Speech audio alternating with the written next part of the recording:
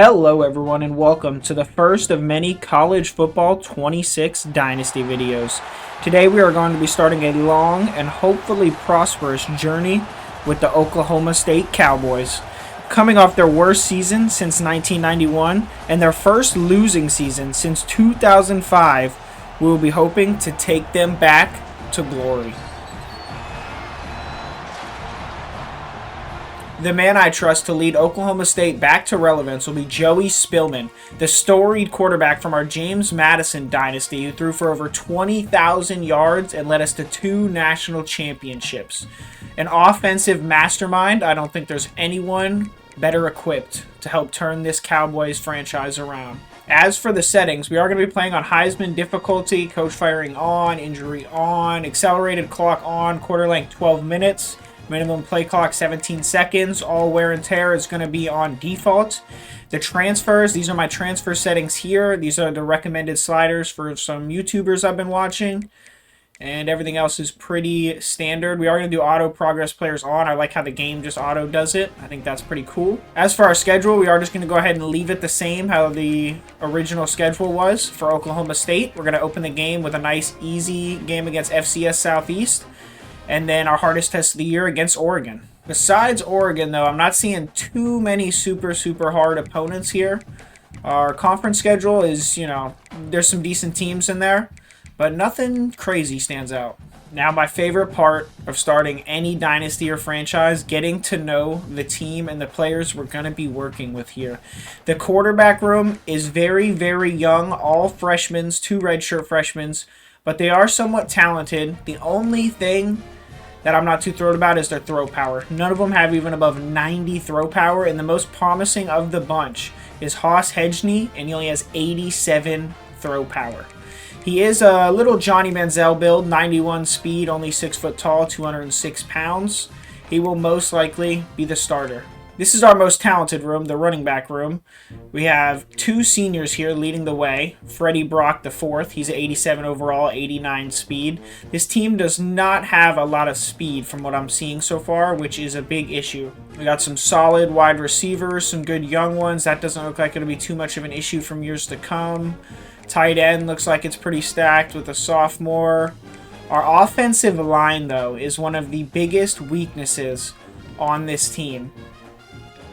Not a single offensive lineman above 77. And our 77 offensive lineman is a redshirt senior, so he obviously wasn't very talented coming in. The offensive line is one of the most important parts of a team if you want to run the ball effectively and keep your quarterback upright, and we're going to have to do a lot of work on it. As for the defense, there's a couple things I want to note. There's 2 standout players that I'm super excited to work with over the next couple of years, and that's going to be Kyran Duhan, only a sophomore, 85 overall, very promising, and a young linebacker, Carl Vion Young. He's 77 overall as a true freshman, an absolute stud who I'm very looking forward to working with. One position of notice here is the cornerback room. We have 6 seniors and then 1 freshman, and he's not very talented. So we're going to have to address this most likely in the transfer portal in the upcoming year, and we're going to have to bring in some talented corners. The safeties don't look particularly strong either. The defense, the Will linebacker, very weak. We have a senior Mike linebacker who's pretty good, but we're losing our 2 best Mike linebackers. Then he'll be a senior next year. This team is decent to start now, but we're losing a lot of players, especially on the defensive side of the ball. So recruiting and bringing in key transfers is going to be super important. One thing I will say is I'm going through red shirts right now, and in old games past, I would most likely redshirt Carl Vion Young because we're not expecting to do too much in this first season anyway, and he would be a lot better. I'd have more eligibility of him in the future years. But in today's game, he can transfer out. If I don't play him, most likely he's going to want to leave. He probably came here, he probably was a 5-star prospect, and he most likely came here because, 1, it's his hometown, he's from Oklahoma City, and 2, he gets to play right away. So if we take that from him, most likely he'll want to leave. So we're going to have to play him, which is something I like about the transfer portal and how that's kind of made you have to reevaluate even the players that you already have on your team. It's not a done deal once you sign someone to your team that they're going to stay on your team for 4 years. Also, one thing I've just noticed when I was going through redshirting players, we have no kicker next year. So that's another position that we're going to have to spend hours recruiting on. We do have a punter who will be a senior next year, but he is not very promising. Looking at the recruiting board here, we do have some 4-star prospects who are interested in us. Now, I don't want to waste all my hours going after 4-star prospects that we may not be able to retain all of them, but I do want to try to get a few 4-star prospects and then mainly all 3 stars this year. There are some 5-star prospects who are open to talking to us. Now, they aren't interested in us at all, but we could send an offer their way, kind of test the waters, see if potentially we can get one of these 5-star prospects to our program. One interesting thing is I don't know how much the transfer portal is actually going to impact how many players we're going to need to get in our recruiting class. In years past, I would want, 20, 25 players in the recruiting class, especially in these early years when I'm trying to overhaul the team. But I can bring in up to 20 transfers per year. So are we really going to be trying to do most of our bulk of recruiting in the transfer portal and bringing in high-tier transfers? Or is it still we're going to be trying to recruit most of our players? Because if we're trying to recruit most of our players, the majority of players that are interested in Oklahoma State are all 2-stars, which is quite worrying. We only have a handful of 3-star prospects that are actually interested in the program. We actually have more 4-star prospects that are interested in the program than 3-stars, which is funny enough. So I'm going to fill out the board here, and then I'll show you guys what the board looks like after we're all done. So this is what the board is looking like so far. No gems as of yet. I did throw some 4-stars that were interested in us. I threw one 5-star, but he wasn't interested in us, and then a bunch of 3-stars. And he is not a gem. He's actually the opposite. 94 speed, though. 88 spec catch. His awareness is low. His catching is decent. I mean, he looks bad. He probably won't have a good dev trait, but like a 4-star like this would be one we may have a chance of actually getting. I think I'm still going to offer him a scholarship. We're definitely going to offer Hendershot a scholarship. Richard Ventura is our one 5-star prospect we're going to be going after. We said how much of an impact a good offensive line will have and how bad our offensive line is. I think if we're able to get Richard Ventura into the program, that'll go a long way. Finding 3-star gems, like I just did, is one of the most important things you can do in a dynasty to help build up some of these lower programs into the top elite programs. He's interested in Tennessee, Georgia, Auburn, Clemson. We're going to be fighting for. We're definitely offering him a scholarship, though.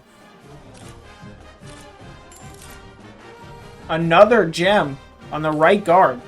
So if we're able to get both of those gems, plus the 5-star right tackle, our offensive line could be severely revamped next year.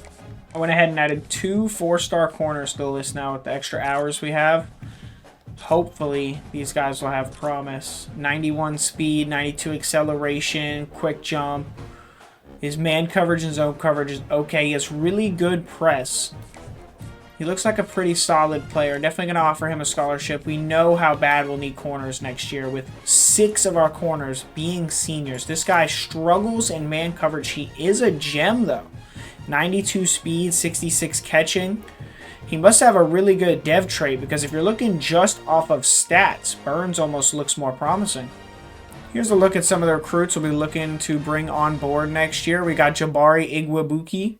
He is a bust, but 94 speed, 89 acceleration, 88 spec catch. He's a 4-star prospect. Definitely some promise there. We have the 5-star Richard Ventura. Really, really good player. 80 run block, 85 run block power, 87 impact block. The pass block finesse could use some work, and the run block finesse could, but he's a very powerful, strong guy, and he can work on his technique here at Oklahoma State in the years to come. We've got Stanley Gastineau, a 3-star gem, which are the type of prospects you really want to build your team up on. We got McBride, Oldham Easy. We really want to try to bring in some new offensive linemen and try to make this offensive line a strength of the coming team. If you want to have a good run game, a good pass game, having a strong offensive line is the key to that. We're bringing in. As for the defensive side of the ball, where we're going to be losing a lot of players, one of the most promising players that actually has an interest in us is Ruben Ruggins, a 4-star right edge. Hopefully we'll be able to bring him into the program. He looks very, very talented, and he's already interested in the program. Another super talented player that's interested in the program is Brad Sanders. We're going to have to fight some big programs for him. LSU, Texas A&M, Clemson, Texas Tech. Hopefully we'll be able to battle those big names and bring Brad Sanders into the program. Barry Sanders being an amazing Oklahoma State Cowboy a long, long time ago.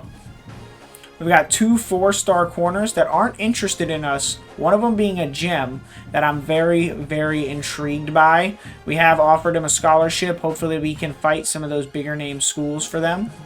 After simming ahead 1 week, we are already locked out of a 3-star right guard, Ty Oldham. He's already more interested in Texas and Mississippi State, unfortunately. Now, we do open this first week with a bye, so we will be able to hardcore focus our recruiting. We're obviously going to go ahead and add a ton of hours to Richard Ventura because we definitely want to try to bring him into the fold.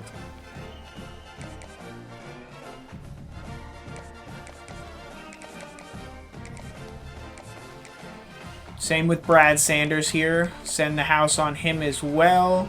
Hendershot, we're going to send the house. Basically, a lot of these early ones are going to be us just sending the house, trying to sway these prospects to hopefully take on our program.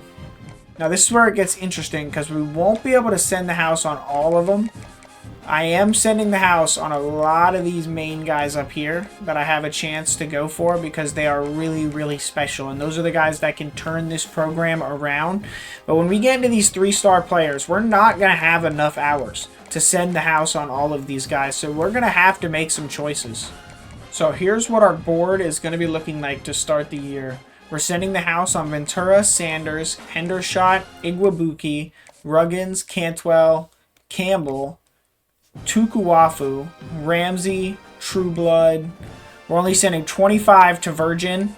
He's not interested in us at all, but hopefully we can sway his interest a little bit with those 25 points. Gassenau, we're sending the house. He is a gem. I really would like to try to secure him, but it will be hard. Same with Blumberg. I would love to bring him into the program, but having no interest in us to start, being a gem, he's going to be heavily recruited by a lot of other programs. Hopefully we can bring him in, but it will be tough. And then I had a couple extra points that I really didn't know what to do with, so I went ahead and used them on Nick Rojas, who is super interested in coming to the program, and we need a punter for the coming years anyway. Same with a kicker. Here's a look at our program grades, which actually grade pretty favorably for us. We have a pretty good stadium atmosphere, decent brand exposure. Our pro potential is not that great as of right now. Hopefully we can go ahead and bump that up. Our championship contender is C, so a lot to be improved there, but the program tradition B. Our campus lifestyle is C, which is one we can't actually influence, so that being same with the academic prestige. These two being low is never good for a program because those are the two you can't actually improve it. Well, that concludes our rather short introductory video to our Oklahoma State Cowboys dynasty. We have a lot of seniors on this team that we're going to have to replace, especially on the defensive side of the ball. And the seniors we currently have are not extremely talented, so this year will be a struggle itself. Coming off a 3-9 season, we'll look to bounce back and hopefully take the Oklahoma State Cowboys back to their winning ways. Thank you to everyone who watched the video. Please like and subscribe, and you guys have a great day.